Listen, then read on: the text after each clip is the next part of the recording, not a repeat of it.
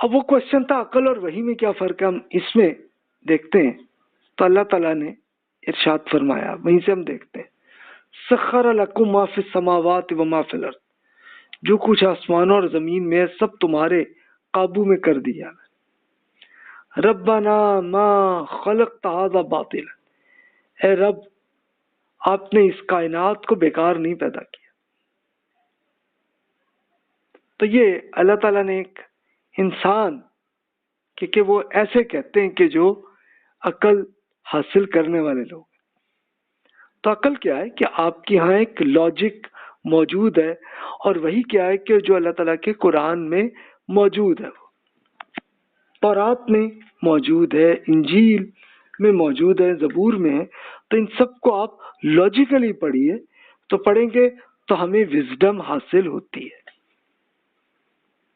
انہی لیکچرز میں نے قرآن مجید کا پورا ایک ترجمہ اور تفسیر عرض کر دی ہے، اور اسی طرح اس میں بک میں بھی کر دیا.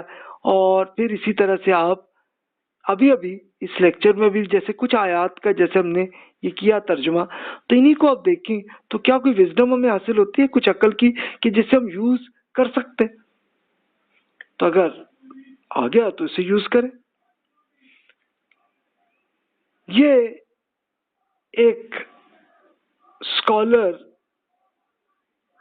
ان کے ارشادات میں آپ کے سامنے کرتا ہوں. یہ ایک لاہور ہی کے ایک اسکالر عنایت اللہ خان مشرقی صاحب، وہ اپنے پی ایچ ڈی کے لیے گئے تھے انگلینڈ میں. تو ان کا ایک واقعہ ہے، وہیں سے ہمیں یہ وحی اور عقل کا فرق ہمیں سامنے آتا. تو یہ واقعہ ہے، وہ واقعہ میں انہی کے الفاظ میں عرض کر دیتا ہوں. 1909 کا زمانہ ہے، اتوار کا دن تھا اور زور کی بارش ہو رہی تھی. میں کسی کام سے باہر نکلا تو ایک پورے چرچ کے مشہور ماہر جو فلکیات، جو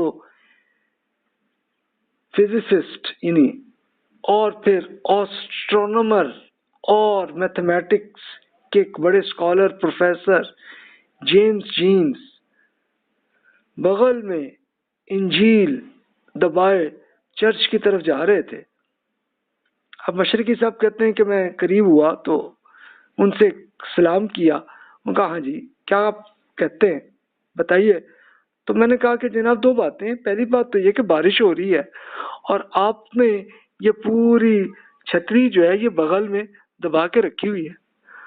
تب وہ سر جیمز جینز جو تھے اس میں بدواسی پہ مسکرائے اور پھر انہوں نے پوری چھتری جو ہے تان لیا. کہتے اچھا جی اب دوسرا کوشچن آپ کا کیا ہے جو آپ پوچھنا چاہ رہے ہیں.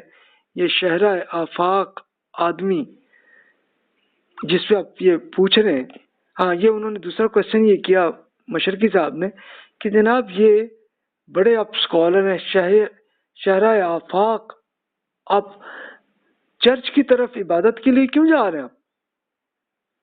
تو اب وہ پروفیسر جیمز جینز نے کہا، رک گئے اور کہا کہ بھی آپ اس طرح کریں، آپ شام میرے پاس آپ آ جائیں چائے کے لیے، پھر ہم بات کرتے ہیں. مشرقی صاحب 4 بجے پھر وہ ان کے رہائش گاہ میں پہنچے. ٹھیک 4 بجے. اب یہ یاد ہوگا آپ کو کہ انگریزوں کا ٹائم مینجمنٹ میں بڑی اچھی صلاحیت تھی ان کی. تو ان کی لیڈی جیمز وہ نکلی، کہہ لگی سر جیمز آپ کا انتظار کر رہے ہیں. تب وہ آئے اندر تو پوری ان کی ٹیبل میں چائے لگی ہوئی تھی. اب پروفیسر صاحب جو ہیں تصورات میں کھوئے ہوئے ہیں، تو وہ کہنے کہ آپ کا کیا کوشچن تھا، اور پھر میرے جواب کا انتظار کیے بغیر ہی اب انہوں نے جواب دینا شروع کیا. اب سوال وہی تھا ان کا کہ جناب آپ چرچ میں کیوں جا رہے ہیں، کہ آپ تو بہت پڑھے لکھے سائنسدان ہیں، تو آپ کیوں گئے. اب وہ انہوں نے اس کا جواب دیا. اب جواب کیا تھا، یہ اسپیشل جیمز جینز صاحب کا، انہوں نے یہ جواب دیا کہ ایک پورے اجرام سماوی کی تخلیق، یعنی یہ کیا ہے کہ یہ پوری گلیکسیز اور آپ کے یہ سورج چاند اور اس کی پوری ڈیٹیل انہوں نے بیان کی، اور ایک حیرت انگیز نظام کہ کس طرح سے یہ کنٹرول ہو رہی ہے اور بے انتہا پہنائیوں اور فاصلوں اور اس کے پیچیدہ راہوں میں اور مداروں میں، اور ایک نیز باہمی روابط اور طوفان ہے نور پر ایمان افروز تفصیلات بیان کی، اور کہا کہ میرا دل اللہ کی اس کبریائی اور جبروت میں دہلنے لگا تھا۔ اب یہ چشتی صاحب، یہ جو اسپیشل مشرقی صاحب یہ سوچ رہے تھے کہ یہ پوری اللہ تعالیٰ نے کیسی یہ کائنات بنائی ہوئی ہے، اور خود جو جیمز جینز تھے ان کا بھی یہ حال تھا، اور ان کی اپنی یہ کیفیت تھی کہ سار کے بال سیدھے اٹھے ہوئے تھے، آنکھوں سے حیرت اور خشیت میں وہ آ رہے تھے ان کے دل میں کہ بھی اللہ تعالیٰ کی حکمت اور دانش کی ہیبت سے ان کے ہاتھ قدرے کانپ رہے ہیں اور آواز لرز رہی ہے۔ پھر فرمان لگا عنایت اللہ خان، جب میں خدا کی تخلیق کے کارناموں پر نظر ڈالتا ہوں تو میری ہستی اللہ تعالیٰ کے جلال سے لرزنے لگتی ہے، اور جب میں کلیسا یعنی چرچ میں خدا کے سامنے سرنگوں ہو کر کہتا ہوں کہ تو سب بڑا ہے، بہت بڑا ہے اللہ، ہاں، تو میری ہستی کا ہر ذرہ میرا ہم نوا ہو جاتا ہے، مجھے بے حد سکون اور خوشی نصیب ہوتی ہے، مجھے دوسروں کی نسبت عبادات میں 1000 گنا زیادہ کیفیت ملتا ہے۔ تو اب بتائیے عنایت اللہ خان، آپ کو سمجھ آ گیا کہ میں کیوں چرچ میں کیوں جاتا ہوں؟ تو ذرا امیجن کریں کہ یہ جیمز جینز نے ایکسپیرینس شیئر کیا۔ اب مشرقی صاحب کہتے ہیں کہ میں نے جیمز کی اس تقریر کی جب یہ سنا اور ایک عجیب کہرام جب پیدا ہوا تو میں نے کہا کہ جناب آپ اگر اجازت دیں تو میں آپ کی روح پرور تفصیلات سے بے حد متاثر ہوں، تو مجھے قرآن پاک کی ایک آیت یاد آ گئی، اگر آپ کی اجازت ہو تو پیش کروں۔ کہاں جی آپ کہیں؟ تو اب انہوں نے مشرقی صاحب نے ایک آیت جو ہے اللہ تعالیٰ کی یہ عرض کی جو قرآن مجید کی ہے، وَمِنَ الْجِبَالِ جُدَدٌ بِيضٌ وَحُمْرٌ مُخْتَلِفٌ أَلْوَانُهَا وَغَرَابِيبُ سُودٌ وَمِنَ النَّاسِ وَالدَّوَابِ وَالْأَنْعَامِ مُخْتَلِفٌ أَلْوَانُهُ كَذَلِكَ إِنَّمَا يَخْشَى اللَّهَ مِنْ عِبَادِهِ الْعُلَمَاء۔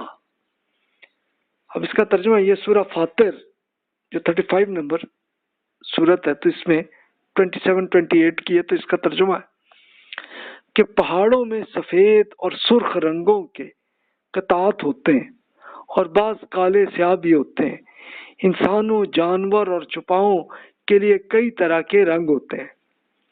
خدا سے تو اس کے بندوں میں سے وہی لوگ خبردار ہوتے ہیں کہ جو صاحب علم ہے۔ یہ آیت سنتے ہی پروفیسر جیمز بولے، کیا کہا؟ اللہ تعالیٰ سے صرف اہل علم ہی ڈرتے؟ یہ حیرت انگیز، بہت عجیب یہ بات ہے، اور مجھے تو 50 برس کے مسلسل ایکسپیرینس سے مجھے یہ معلوم ہوا ہے، اور محمد صلی اللہ علیہ وسلم کو کس نے یہ بتایا ابھی؟ کیا قرآن میں واقعی یہ بات موجود ہے؟ اگر ہے تو میری شہادت پہ لکھ لو کہ قرآن ایک الہامی کتاب ہے، کہ خدا کی کتاب ہے یہ، کہ محمد صلی اللہ علیہ وسلم تو ہمیں ہسٹری میں پتہ ہے کہ ان پڑھ تھے، تو انہیں یہ حقیقت خود بخود یہ خود نامعلوم نہیں ہو سکتی تھی، یقیناً اللہ تعالیٰ نے انہیں بتائی ہے، بہت خوبی، بہت عجیب۔ تو یہ جیمز جین صاحب کے ارشادات ہیں، تو اس سے آپ خود امیجن کر سکتے ہیں کہ یعنی یہ عقل اور وحی کا یہ جو تعلق ہے یہ آپ کر سکتے ہیں۔ اب یہی آیات، اب یہ پوری سورت پڑھ لیجئے، پھر یہ بھی میں آپ سے ریکویسٹ کروں گا کہ آپ سورۃ البقرہ کی آیت نمبر 164 اس کا بھی ترجمہ پڑھ لیں، تو پھر آپ کو عقل اور ایک سائنس کے ساتھ تعلق آپ کو نظر آ جائے۔